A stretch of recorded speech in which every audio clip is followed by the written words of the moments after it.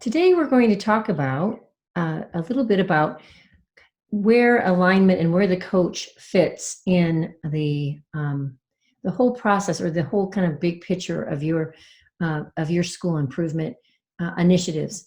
And so today we're taking a lot of this. I'm going to put this in a presentation. Hang on just a second as I maneuver not very well. Today we're going to talk a lot about some of those concepts found in chapter 2 of the Leading Student-Centered Coaching book. And so what we want to do today, my outcomes are as kind of follows. How do we connect that coach to school improvement efforts so that we can focus, and then how do we focus those efforts so that we can really achieve what we want to achieve, which is improvement for all. And we'll wrestle a little bit in the time that we have with issues associated with achieving that alignment and focus. What we really want you to see is how integral and kind of what role and what dynamic that coach adds to all of your school improvement efforts. So let's get started. Here we go. The interesting thing about being a school leader is you're kind of living underneath this dichotomy of, the research tells us from Fullen to Hargraves to Vivian Robinson that we need focused and kind of a lot. And when we're focused and try not to do too many things, we're gonna raise student achievement. I love the geese flying in formation because they lift other people up. And we know that kind of conceptually, we understand that makes a lot of sense in theory, but here's what happens in practice as a building principle. Many times you're in this reactionary mode where you kind of are playing whack-a-mole and there's so many things coming at you that you're just responding to things. And we know that isn't really going to achieve focus. So how do you do that as a leader? How do you get focused and kind of operate from more of a proactive stance? Because you're working in this system that is really complex, called a school. And I love this photo of the garden because the thing about a school is because it is a complex system, just like a plant, when you uproot a plant, you uproot that plant, but you uproot the soil around it and maybe the plants next to it, because everything is interconnected. And that's the same principle that we have with schools. So we want to achieve focus. We're kind of in a reactionary mode. So how do we, and we're working in this complex system. So how do we thrive in that? How do we thrive and get focus and help others to thrive in that? Because your job as a leader is, I think I said this in the welcome video, is to lift teachers so teachers can lift kids, and the coach helps you lift teachers and kids as well, right? So how do we do that in this kind of complex system? Well, we have to think about our school improvement efforts and what that looks like. And what traditionally happens is that we all have these different pieces. We have a school improvement plan, we have a mission and vision that we have on the wall, we use data, we have a professional development plan, we have supervision. And then what we do sometimes is we add a coach into it. And I put the graphic this way because I really am trying to communicate or show that many times these are kind of desperate parts where we have all these things, but they aren't working as that complex system to provide focus. So layering the coaching on top of that is just another thing, isn't really going to help us get focus. We have to almost kind of take the coach out of this just for a minute. I'm going to put him back in, but we've got to take them out and think about how do we align these other systems and processes so when we do bring a coach into the system, that we're able to really help them leverage all of the work and all the efforts that we're trying to do. So we kind of look at a graphic that looks like this. I'm sorry, this might be distracting. I keep moving myself around. But one of the things that you want to kind of take a look at is how do we align all these systems, or the kind of that blueprint process for school improvement. And I call it blueprint because it reminds me of what my husband and I, when we moved into our home, we wanted to redo our master bathroom. And we had to kind of start with, what did we want for that bathroom? It had a big jacuzzi tub we never used. There wasn't enough storage. The shower was really small. And so we kind of had to start with that mission and vision. Like, what did we want for our bathroom? More storage, a little warmer, probably didn't need that big tub. Then we had to call out these plumbers to see if we could even do some things we wanted to do. We wanted to move the shower out of this little space into a bigger space. And so he had to kind of like look at our pipes because, we aren't made of money. And then we had to get some, once we knew we could do some things, we came up with a plan. And that was we had the blueprints. And the blueprints were really, really critical because we had to then implement the plan. And we had to have all these different people come in, these tradesmen. We had a cabinet guy, and we had a plumber, and we had a drywaller, and we had the tile guy, and they all had to work together to kind of implement that plan. And they had to talk to each other. They had to do the work. We had to keep talking. My husband had to and as we were doing it, then my husband had to monitor that, and he had to talk to them and give them feedback about things. And it was him just because he lived closer to our home than I did at the time, or I'm sure I could have been a great supervisor. But anyway, all of these things had to work together so we have a bathroom that stands the test of time. And it's the same thing we have to do with school improvement. Every one of these processes, this is what this visual shows, has to connect. And so that we can kind of build and achieve what we want for our schools, which is high levels of learning for all. And the problem sometimes becomes is that we sometimes start with our professional development plan and we just kind of do the flavor of the day. Well, there's a lot of great PD we can do, but what is it that we should do that fits with our mission and vision, that our data tells us we need? And then we write a plan to go after that, and our professional development plan supports our blueprint plan of how we're going to get better. So all of this has to connect, and it's not easy. We'll talk about that in a minute. But what does the coach have to do with this, right?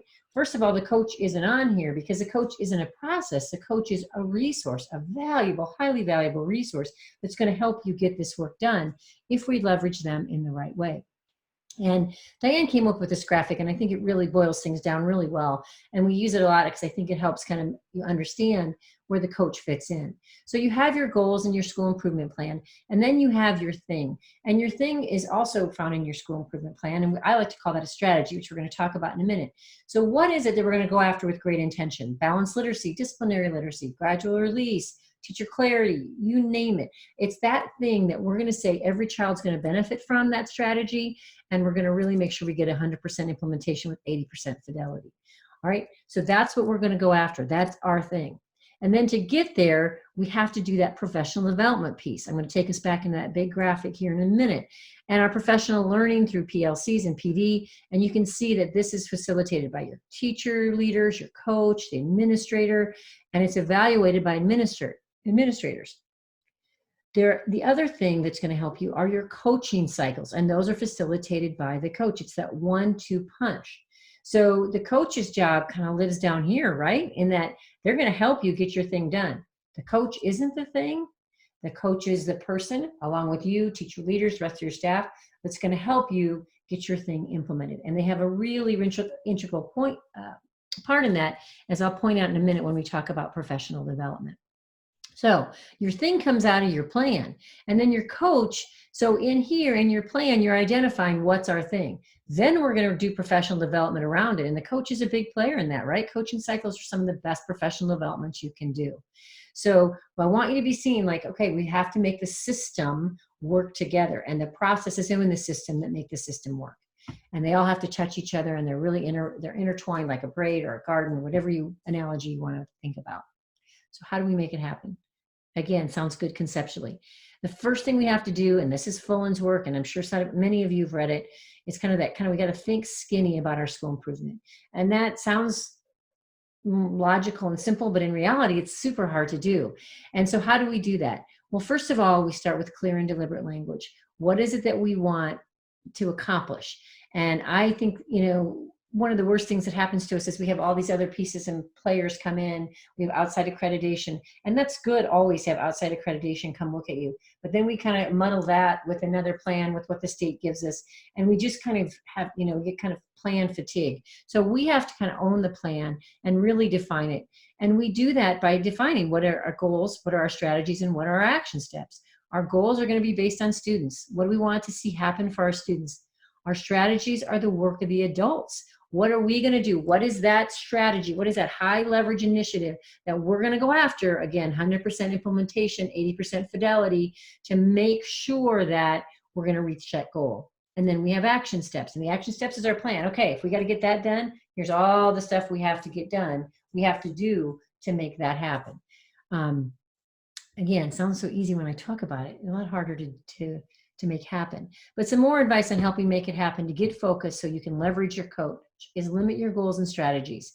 You know, one or two goals and one big major strategy underneath that. And the reason, the way you'll figure out is if you have too much, if your plan is too heavy, is your professional development. It serves as the barometer. Because once you figure out what your strategy is and you list all of these actions that you're going to have to take, that action plan to get it done, then you have to create your professional development plan. It comes last, not first, because you're going to say, okay, we want to get all these things done. How do we do it? And when you start to list that out and then you start to calendar it, just like we ask long range plans for teachers, you realize that sometimes maybe you're biting off too much. That's typically what we do in schools, because we're good people and we want a really good outcomes for kids, but we sometimes end up shooting ourselves in the foot when we do that. So we really want to look at our PD. And this again, too, is where your coach is going to come in. When it comes to professional development, we have to think about it in layers of support. Just like we give kids everything they need, tier 1, tier 2, tier 3, we've got to give teachers as many layers or many blankets as they need to get the learning in place. And again, this is where it really, our student-centered coaching cycles are so important. So as you look at this graphic, levels of impact, if we really want them to institutionalize the practice, and for those of you that are my age, this comes from Joyce and Shower's data that is old but stands the test of time. And that is that if we want to get to institutionalization, we kind of move through these different stages, if you will. And in order to move from awareness to, hey, I know about it, to, you know what, I can start to use it, to, boy, I can transfer what I've learned from math to science, or, to different, from online, face-to-face to online, or whatever it may be. We need to move between these large group, small group one-on-one, and one-on-one small group. That's the kind of layers of professional development you have to provide. And here is where your coach is absolutely integral to the process, because they're going to do that through the coaching cycles, a lot of small group and one-on-one, a lot of one-on-one and small group. They're going to go to that layer that you can't do as a leader, and yet you need to do, because guess what? You want that, you want 100%, you want every kid to benefit from the innovation, right? And that only happens when we can kind of get to sometimes this transfer and institutionalization. So your coach is just such, it's a have-to resource, not a luxury, because I don't know how we can do it without that level of support for professional development. This just kind of shows where your coach could kind of play into the different learning that you have going on. So in a PLC that maybe you're really a part of, the principal and the coach are kind of leading that one. You could have whole group, where your coach, S stands for special teacher, T stands for T, C stands for coach. But you can kind of get the lay of the land here about what it might look like. In a planning PLC, the principal and coach aren't there all the time. They're invited in when they're needed. It's just the teachers and the special teachers or special education. But your coach is going to play an integral role in all of these, but it's going to be different, right? Because we're providing layers. So I kind of feel like I was talking fast because we don't want these to be too long. But I'm hoping what I've done with this is help you see well, first of all, how important that coach is, cycles that they do, to helping you with the big picture of your job. Your job is to move that entire school forward.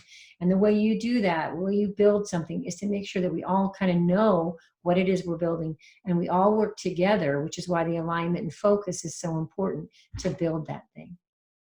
All right? Best of luck.